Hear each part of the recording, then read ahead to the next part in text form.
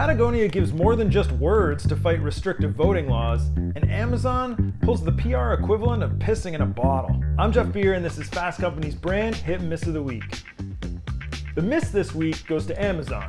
Let's see if I can get this straight. Amazon taunts progressive workplace legislators. Legislators accuse Amazon of forcing its employees to pee in bottles. Company smugly denies bottle peeing from its news Twitter account.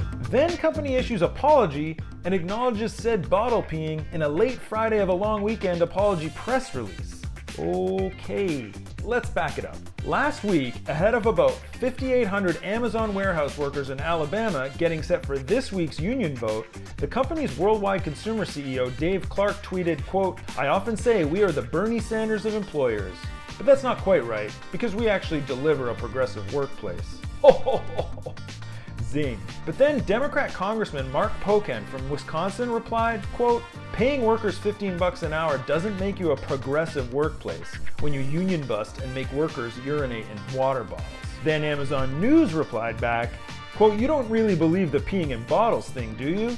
Bet that guy thought he ended it all with that comeback."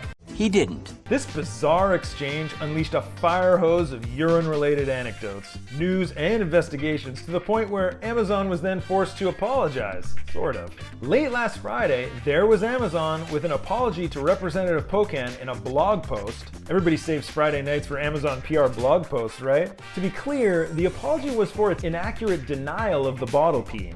Not for the, creating and contributing to the situations in which workers have to pee in bottles? What is even happening here? Well, it appears this was all an internal response to a broad mandate from the very top of the company, in which CEO Jeff Bezos wanted company officials to more aggressively respond to criticisms he deemed inaccurate or misleading. But this kind of public bickering only makes Amazon look so much worse. Exactly nobody wants to hear the complaints from one of the most profitable companies of all time run by the world's richest man. But keep your weird corporate Kool-Aid spills off public social media and back where it belongs with your unprecedented massive governmental lobbying arm. Ugh. This week's hit is Patagonia and its $1 million check to fight Georgia's new election laws. On Tuesday, Patagonia announced an immediate $1 million donation split equally between the Black Voters Matter Fund and the New Georgia Project to help fund activists working to challenge the recently passed laws in Georgia that restrict voting in that state. So far this year, 47 states have already introduced 361 bills that would restrict voting rights, which disproportionately affects BIPOC voters. Patagonia's donation came with a call from CEO Ryan Gellert for more American business leaders to do more than speak out, but to act in specific ways like contacting their US senators and donating to activist organizations fighting this legislation and others like it. Last week, major American business leaders in Georgia began speaking out, like Coca-Cola CEO James Quincy and Delta CEO Ed Bastian. Then, Major League Baseball took things a step further and actually moved its All-Star Game and player draft out of Atlanta.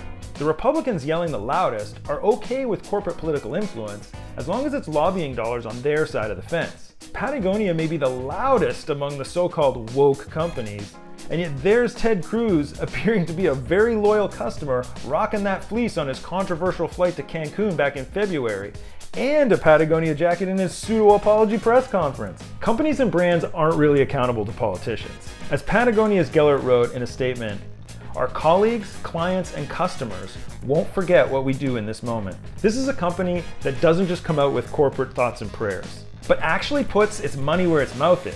That's it for this week. Thanks for watching.